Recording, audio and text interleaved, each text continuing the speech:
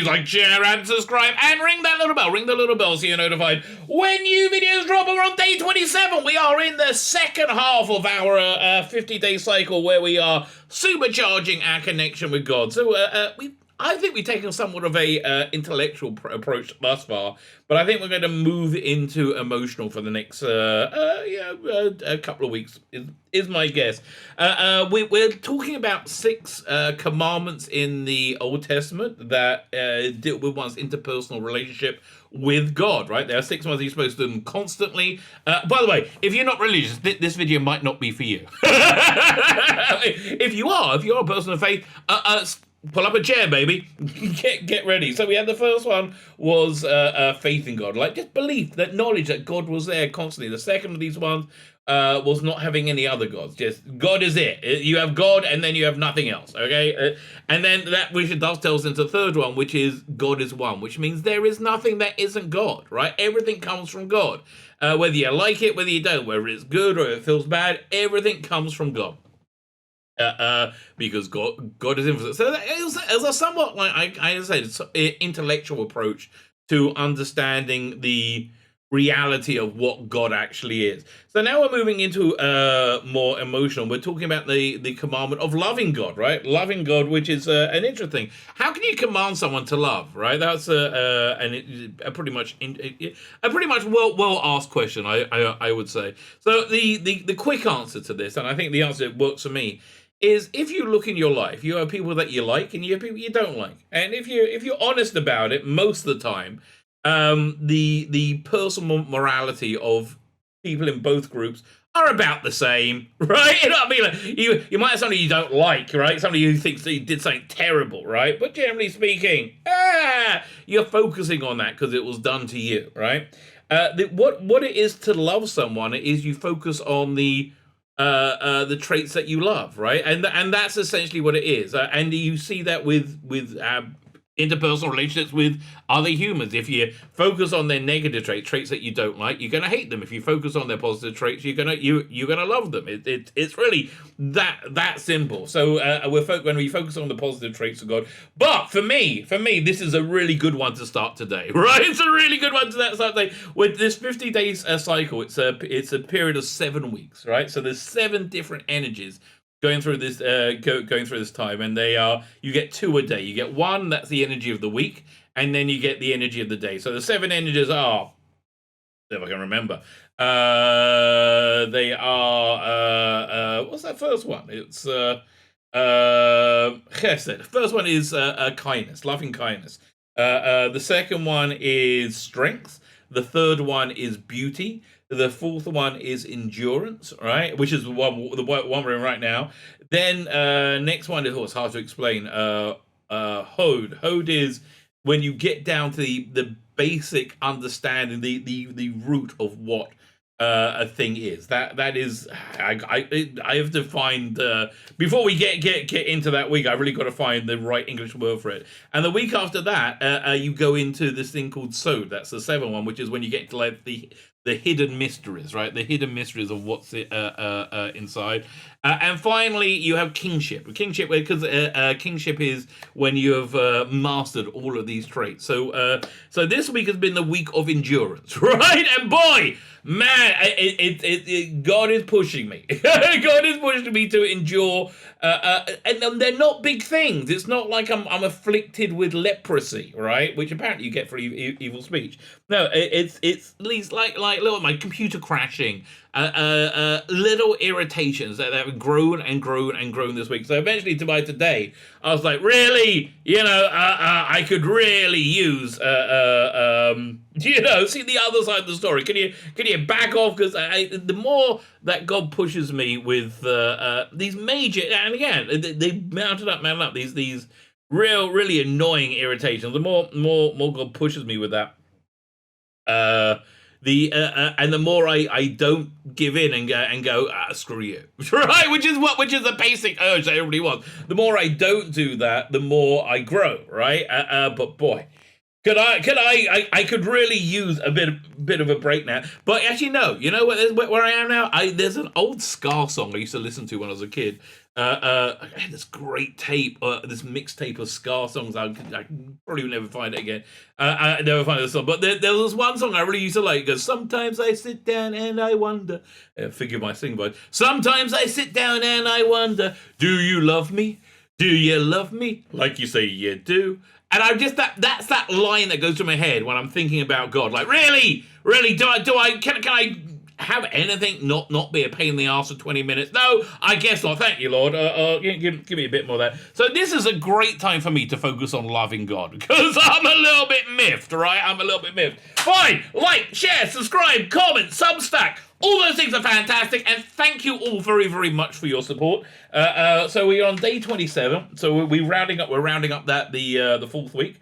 Day 27 is we're getting into the introduction of loving God. So let's see what we have to say. We are on page.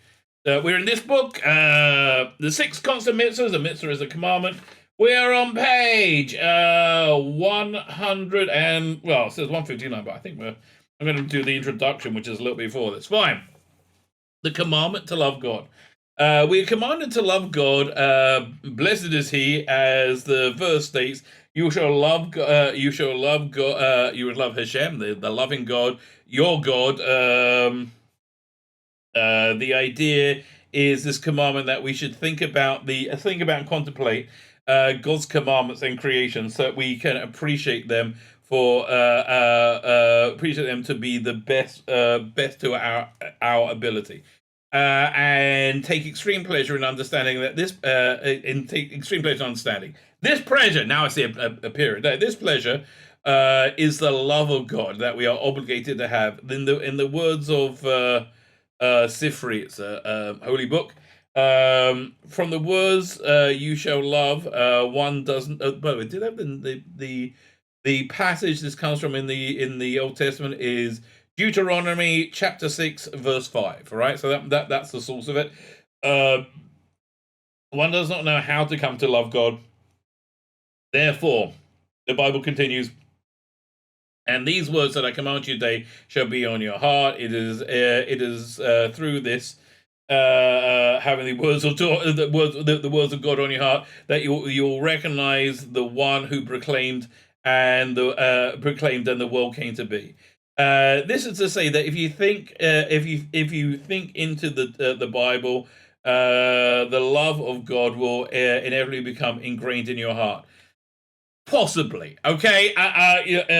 This is from written a long time ago. Our sages said that the love of God will cause a person to inspire others to love God and serve Him. That's true.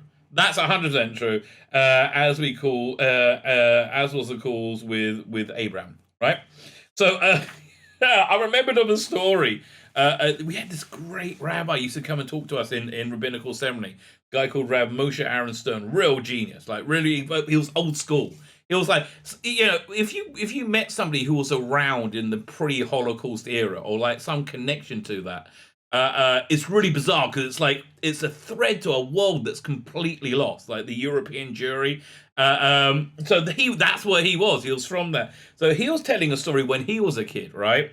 It was in, I don't know, Poland or somewhere in the middle of winter, somewhere awful, right? Somewhere absolutely awful in the middle of winter, and it was a kid and his Rebbe or his father said, okay, it's time to get up, everybody get up, and they said, but we're cold, oh, we don't want to, we're cold. He said, I know how to warm you up, right? I know how to warm you up. Come, everybody get up, get dressed, and then come, and I'm going to give it to you a great trick to warm you up. And he said, okay, I want you to read this, what was it? This psalm, all right? I want you to read the psalm and concentrate on it, right? And the kids read it, and they're like, we're still cold. We're still cold, okay? What's going on? We're still cold. He's like, what? But did you read it? He's like, yes, but did you read it and mean it? He said, yes. Then how can you be cold? How did that not warm you up from the inside, right? Different people on different levels. This guy, and we have an idea called Yerida Adora, so each generation goes down, right? So that was an expression of it. Fine. To love God is the commandment we're on right now, and okay, 162. Fine. Number one, building love. The source of the commandment to love God comes from the verse, as we said in Deuteronomy chapter 6, verse 5. You shall love God. You shall love. I would love to know how Christians translate this, because there's all these different words for God. Hashem is basically the Jewish name for God. It's like daddy, right? It's like it's our name for God. So I wonder how it's translated in Christian Bibles, right? Because you have these two words for God. So basically you should love God with all your heart, all your soul, and all your resources. That's often translated as might, right? Resources often means money, right? Often means money. Yeah, listen, they know how to get the Jews where it hurts. Why do you think we don't like to tip so much? we have to give it all to God. What do you want else? So new set of commandments. Before examining this commandment itself, we must note that we are now beginning a new set of commandments, whereas the first three, faith, not having other gods, and the oneness of God, focus on he's saying what I said, the philosophical aspect of what God is. Beginning with the love of God, we're working on developing a relationship with God that we defined in the previous commandments, right? So we gone from the intellectual into the emotional, right? Into the practical and emotional.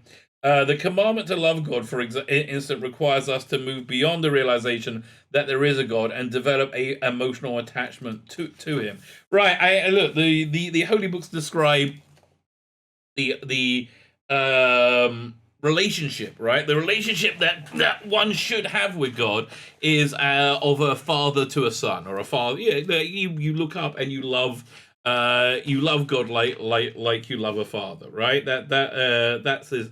With the understanding that God's there for you, right? God is always there to take you wherever you need to go, right? Wherever you need to go. It's like, again, you trust God like you trust your father. Right, fine. So, the first question that comes to mind regarding loving God is one that's asked regarding several other commandments as well. Love is not an action. Love is an emotion. We can understand how the Bible can hold us responsible for commandments that require action, or even complex thought process, such as those necessary for the first three constant commandments. Emotions, however, are problematic. Many factors trigger emotions, and many others suppress them. We often find ourselves struggling to understand why certain circumstances irritate us, while we handle others with equanimity. I handle most of them without equanimity. How then can the Bible dictate what emotions what our emotions should be? How can we develop a love of God? Certainly we can't fake it, right? God knows the truth, right? I love you, Lord. Really? I'm God, okay? I can see inside your heart and your mind, and you don't, right? Well, I guess you get the last word on that. There was a significant there's a significant difficulty with this commandment. We know how to love finite beings, those we can see, communicate with, and get responses from. We can identify with them and interact with them. Well, if you've done the first three of these constant commandments, then you can do all that now, right? How then can we develop a love for an infinite being, especially since we are not supposed to conjure mental images of him? Yeah, that's a commandment for Jews.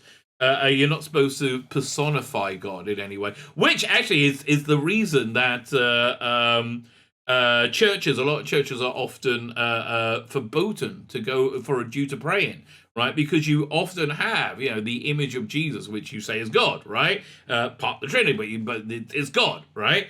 And that's an image of God. So, that I don't really take it that literally. I think maybe, a couple of 100 years ago, people did, but I don't think people think of it that literally. I think it's more of a thing to like connect one's mind to God, one's heart to God. That image. It's a powerful image as well. The idea of somebody suffering for you. I mean, it instantly brings up love, right? In order to define love of God, we must first develop a general definition of the term love. This is so intellectual. Oh, let us introspect on this weird thing that you call love, human. There was once we got a little story. There was once a person who became famous for his love of fish. I like a bit of fish, mate. One day, a man came to visit him, expecting to find him in a home resembled an aquatic zoo. When he said love of fish, I thought he meant eating them, not them as pets. Okay, but instead of observing fish carefully, tagged and cared for, swimming in a beautifully decorated aquarium, the visitor saw the fish lover take a fish. Clobber it over his head, cut his innards out, roast it, and serve it to a group of friends. Okay, so it was what I thought initially. The visitor was terribly disappointed. You don't love fish, he told the professed aficionado. You love yourself, and you satisfy that desire to please yourself by eating the fish. This parable appears in various forms in different Musa works. Different works of. Oh, we dealt with that before. I'm not going to go into that. When somebody says they love someone or something, quite often his true intention is they love themselves. That's really true, and that the subject or the object of their affection helps satisfy his desire, their desire to please themselves. True love, however, is not taken from someone else, but to be so taken by another person that you wish to please them and enjoy their presence as much as possible. You love them, right? You love them. I love my doggy, right? I love little Daisy. I like it when she's happy. I like it. This dog literally smiles, right? Yeah, she loves me throwing things. She's like, this is a happy little doggy. And why am I happy that she's happy? Because I love her, right? I love that dog. It makes me. That's what love is, right? Wait. Ethics of Our Fathers, which is a tractate it's a philosophical tractate in this thing called the Mishnah. It's a codification of Jewish law, which deals with just good advice from the rabbis from 2,000 years ago, right? Just like parable, like expression things you should do, like who is wealthy? Somebody who is happy with what his lot is in life. That's the person who is wealthy. And it's weird. So Perky has Ethics of Father has a lot of stuff like that. Now we have to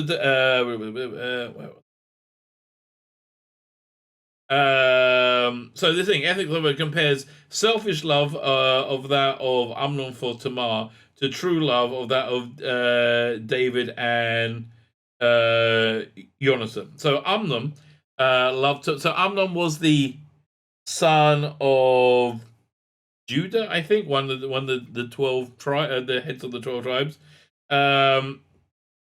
It was purely based on the desire for personal gratification. Tamar was super hot. Okay, long story short, Tamar was super hot. He didn't want to get her pregnant, so he would never finish inside her, and then he was struck down by God, and so you have the thing called yibum, which is if you're married to someone and you don't have any children, right? And your husband dies, you are financially destitute. You are in antiquity. You are like you're not as marriageable as you were because you're not a virgin anymore, right? You're not as marriageable anymore, you could just like if your parents die, you have no income, right? And that's what the world was like 1,000 years ago. So there's a thing called yibum, which is if somebody dies childless, their brother can then marry them, and their kids are considered the kids of the dead person, right? Obviously, if the woman doesn't want to marry the brother, she says no. There's a thing called chalitza, which the Klingon divorce ceremony was based on in Star Trek Deep Space Nine. So there you go. A little bit of trivia for you. I have a lot of trivia. So then. Tamar, Amnon's brother married Tamar, and he said, "Wow, this Tamar is super hot. I'm not going to get her pregnant. That's going to get." So he did the same thing. Also struck down. Right? It's a long-winded story. I will go into it another time. What happened next? Read your scriptures. You can find out for yourself. So there was a purely basic personal gratification. Once satisfied, the love was gone. David and Jonathan, on the other hand, had every reason to be enemies. I don't know which story they're talking about with David and Jonathan, because they have considered themselves as rivals contending for the right to become king. Okay, so it must be somebody else who wanted to become king at the same time, King David. Because there was no element of selfishness in their love for each other, their friendship was pure and enduring and transcended all obstacles. Well, that's nice. Love conquers all, baby. Love conquers all. Developing love for God. Now we have defined love. Let us return to our questions. How do we create an emotion and maintain it every second of our lives, especially for a being that is abstract, right? A being that you can't quantify. So we had the Rishonim. They were the rabbis from 1,500 years ago, around there, maybe a bit less. Approach love of God is it's evident that there is no way to create emotions, rather than focus on building emotions. They recommend specific actions that will cause you to love God. 1. Studying nature. This is a great one. The more that you study nature, the more you're going to be blown away at the wonderfulness and magnificentness of God, right? Because we are made up of the most insanely complex and beautiful systems, right? We are a collection of them, one sitting in another, working together in perfect harmony. And that's just the body, right? And then you put a human into the world, which is a massive collection of systems. Again, everything working in complete harmony for you. The more you understand nature, the more you see it, the more you are absolutely amazed. And the more you love God, because you're just the awe you have. In discussing the route towards both love and fear of God, Rambam, Maimonides, writes, when a person focuses on God's wondrous acts and creations and recognizes infinite and unparalleled wisdom, he will immediately be filled with love and praise for God, and he will desire to know him, as King David said, my soul thirsts for God and for the living God. In Tehillim 42, verse 3. Indeed, it may be impossible to develop emotions for an infinite being with whom we cannot bond, but Rambam, Maimonides, teaches us that when we ponder the greatness and the wisdom of God, we will see we will be overcome by a passionate desire to come close to him. In other words, we will want to spend all our time with God, all our time in his presence. Another rabbi, the Ramchal, in his book, the Path of the Just, the Path of the Straight, says we will want to remove all barriers that separate us from him. Which is this period, by the way, this period of Sfiras HaOmer, this 50-day period. I heard it described yesterday in a class of, imagine a candle, right? And in front of the candle there's a thin curtain, and then there's another curtain, another curtain, another curtain, another curtain. So there's like 50 curtains, and you can't see the candle because of all the thin curtains.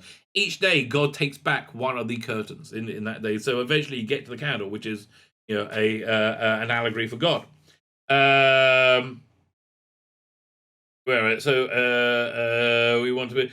So the Rambam follows his delineation of the route to loving God by delving into the secrets of nature, most of which are beyond us, with the intention of opening gates of love of God to those who understand in truth.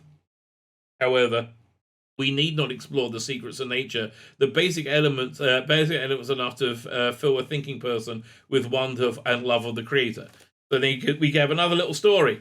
Rabbi Eliezer Menachem Man Shach, okay, fine, good, big name, would often marvel at the beauty of creation. He would point. One of the reasons I would love to go to space, right, is because everybody who's been to space describes it as it's not a screen, it's real, right? You see the beauty of the Earth, right, from orbit, and that I bet that looks incredible, right? I bet that looks absolutely incredible. So he will point out how a perfect geometric and oranges, or how palatable God made them for us to eat. I mean, if you do stop and think about it, like the most simple thing, right? You eat an orange or an avocado, right? Avocados blow my mind. It's like food that comes in its own packaging, right? It's got the skin. You cut the skin off and you eat it, and then it's like it's incredible. And if you look at an orange, how it segments, how it holds the oranges, how it's tasty, right? It's incredible. Like, just think of all the different things that go into a mundane thing, yeah, sparking love of God can be anywhere. I'm really glad I'm learning this now, right? I'm really glad I'm doing this because I'm going to focus more on it. You have a glass of water, it doesn't have to be so pleasant to be refreshed. God didn't have to make nature so lovely, right? So beautiful. Didn't have to make flowers. Didn't have to do any of this stuff, right? But he did it because he loves us, right? He did it because he wants us to experience pleasure.